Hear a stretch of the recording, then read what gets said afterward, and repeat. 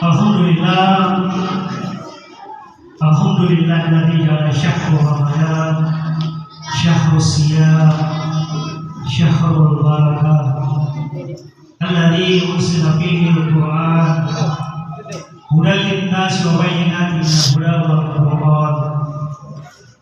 Asyhadu an la ilaha illallah wahdahu la syarika lah syahadatul haqqul yakin wa asyhadu anna Muhammadan abduhu wa rasuluh la nabiyya ba'dahu.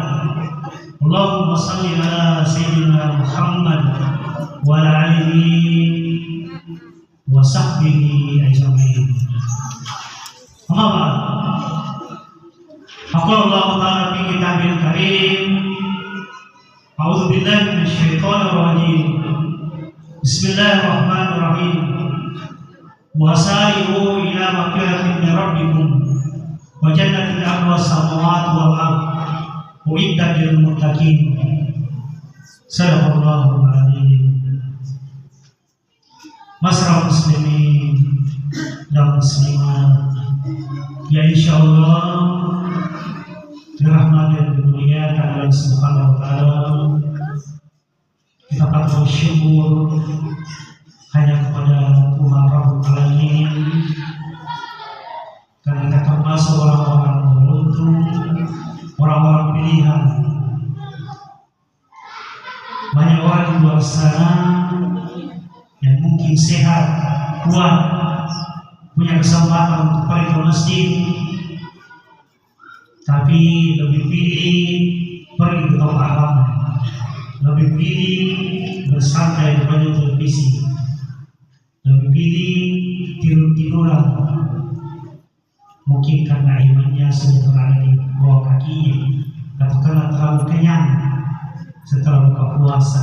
Tapi kita alhamdulillah masih diberikan kesehatan, kekuatan, kesempatan, dan iman yang menggerakkan kita hadir di masjid ini. Salawat serta salam kita kirimkan kepada imam kita baginda Rasulullah sallallahu alaihi wasallam, Nabi yang mengeluarkan manusia dari kesyirikan, kemusyrikan, kebiadaban menuju dunia yang beradab, yang saling berkasih sayang, saling tolong menolong dalam kebaikan. Oleh sebab itulah kita perlu berterima kasih kepada baginda Rasulullah SAW berkat jasa-jasa beliau, jasa-jasa keluarga beliau, sahabat beliau, kita berada dalam kehidupan yang damai tentram. Insyaallah selamat dunia dan akhirat. Amin. Masyarakat muslimin dan muslimat, sidang yang tarawih insyaallah rahmat dan dimuliakan oleh Subhanahu wa taala. Judul ceramah singkat kita pada malam ini adalah berburu hukum Allah. Biasanya di malam 21 berburu malam Lailatul Qadar. Cuma kita sekarang mari kita berburu berlomba-lomba untuk mendapatkan ampun Allah, untuk mendapatkan surga yang dijanjikan oleh Allah seluas langit dan bumi. Kuncinya cuma satu, menjadi orang yang beriman dan bertakwa. Tujuan diwajibkannya puasa Ramadan agar kita menjadi orang yang beriman, bertakwa kepada Allah Subhanahu wa taala. Lalu apa yang dikerjakan oleh orang beriman, orang bertakwa itu? Kenapa menjadi kunci utama untuk mendapatkan ampunan dari Allah Subhanahu wa taala? Apa sebenarnya itu takwa?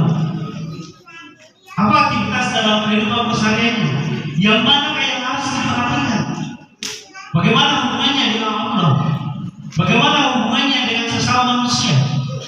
Bagaimana hubungannya dengan dirinya sendiri?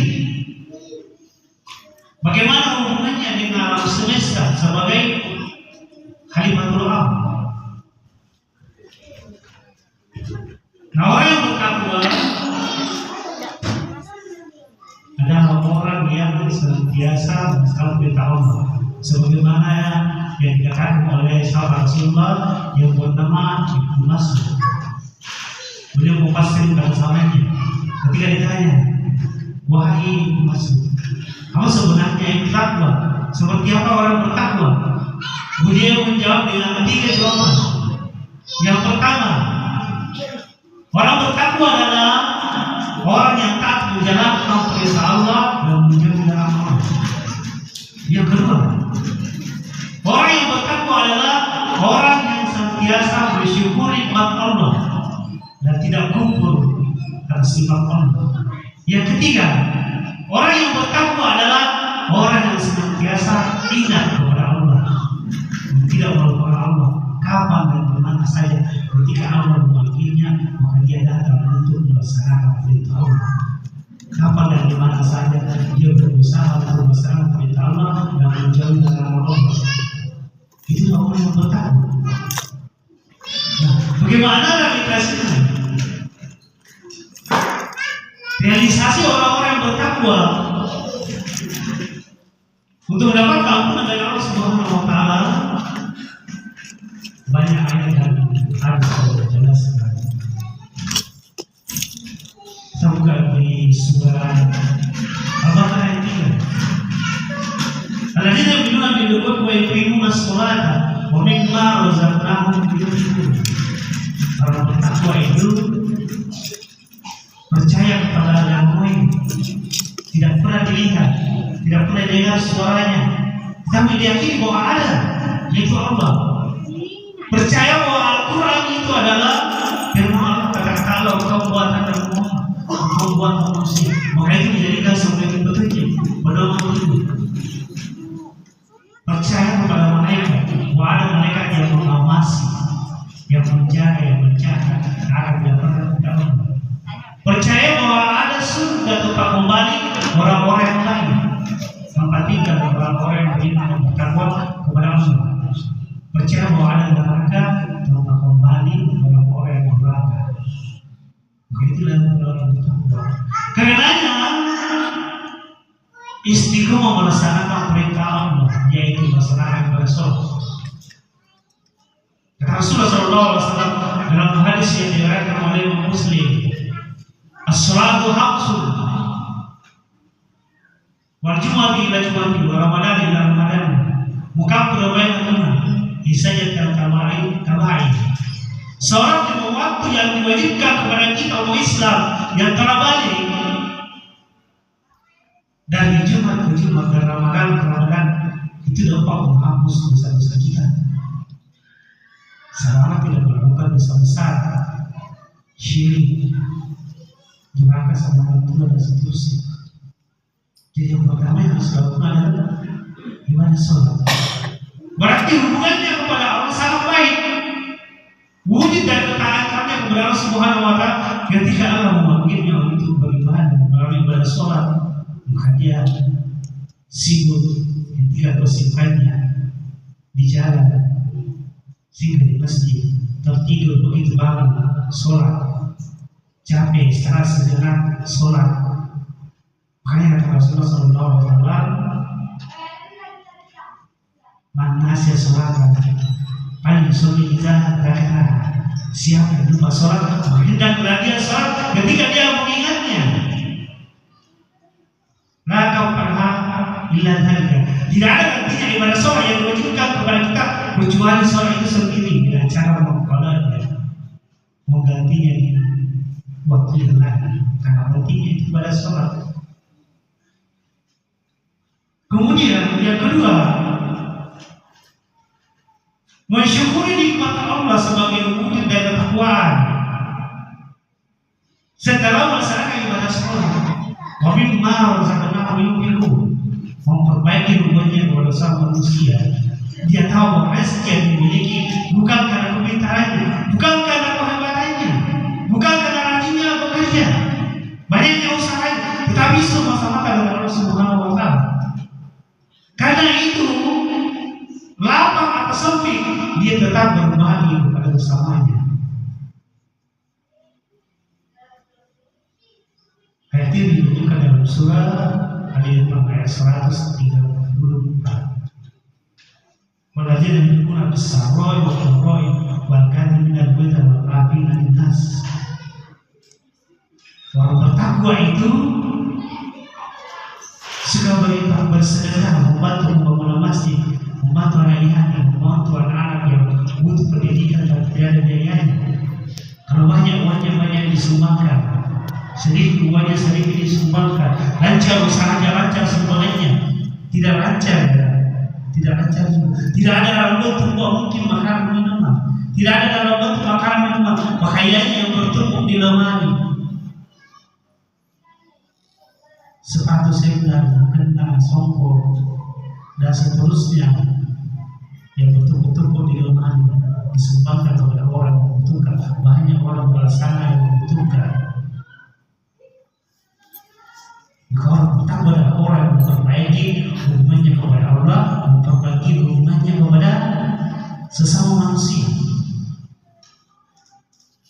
Apalagi yang dilakukan orang yang bertakwa, wal kadhibina al-ghaib, mampu menahan amarahnya, sabar. Tujuan puasa bagaimana melatih diri kita agar kita mampu mengendalikan diri kita. Pandangan mata tidak sembarang melihat, telinga tidak sembarang mendengar, bibir tidak sembarang berucap, pikiran tidak sembarang memikirkan, kaki tidak sembarang melangkah, tangan tidak sembarang menyentuh, hati dibilangkan dia sok takabur, dendam dan seterusnya. Sabar melaksanakan perintah Allah dengan ikhlas dan tulus. Sabar menjauhi larangan Allah meskipun ada kesempatan untuk berbuat maksiat, tetapi dia tahu kepada Allah Subhanahu wa Ta'ala, dia tidak melaksanakannya.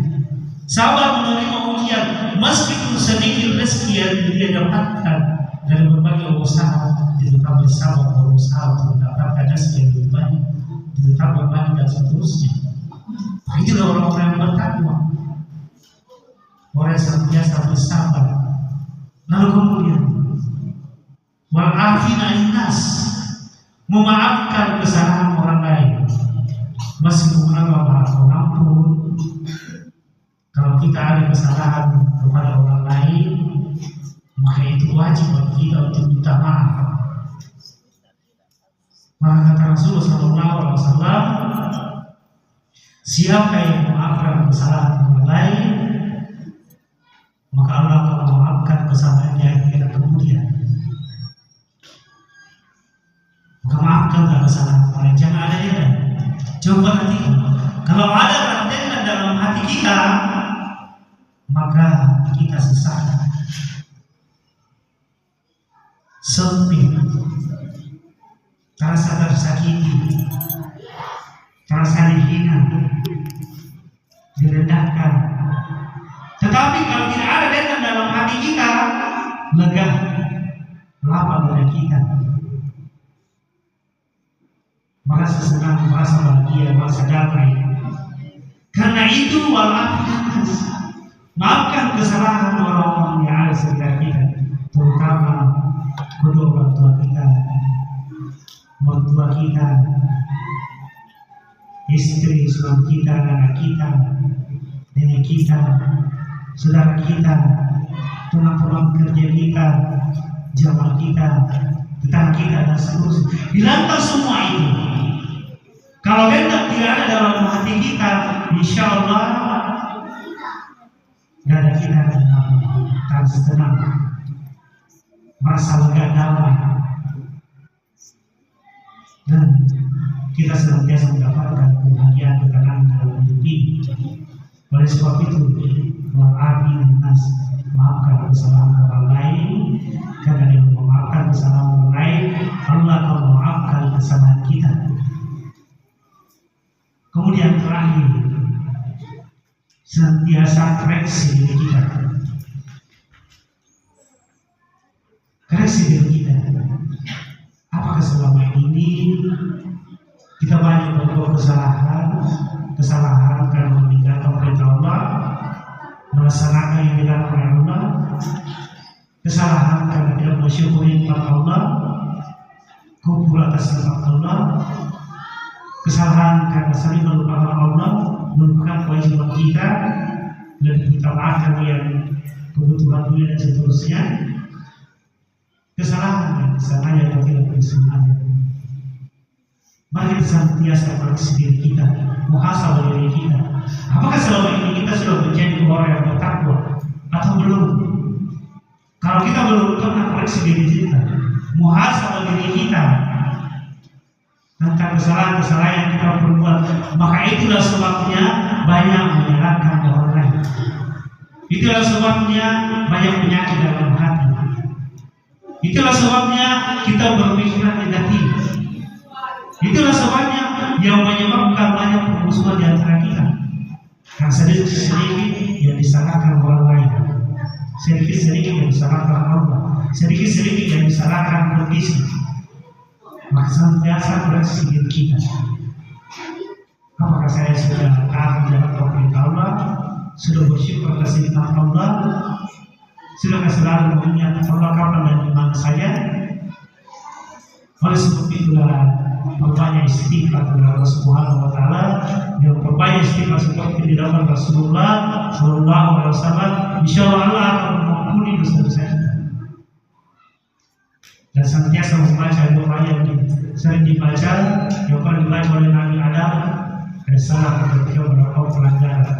Rabbana zalamna anfusana wa illam taghfir lana wa tarhamna lanakunanna minal khasirin.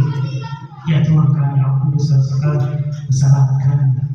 Jika Engkau tidak mengampuni kami, tidak mengampuni dosa-dosa kami termasuk orang-orang yang baca itu setiap selesai sholat. Insyaallah Allah akan membukakan pintu-pintu hati kita untuk memaafkan kesalahan-kesalahan kita, memaafkan kesalahan orang di sekitar kita, dan kita senantiasa mendapatkan tuntunan bimbingan dari Allah Subhanahu wa taala untuk menjadi orang yang ditakut.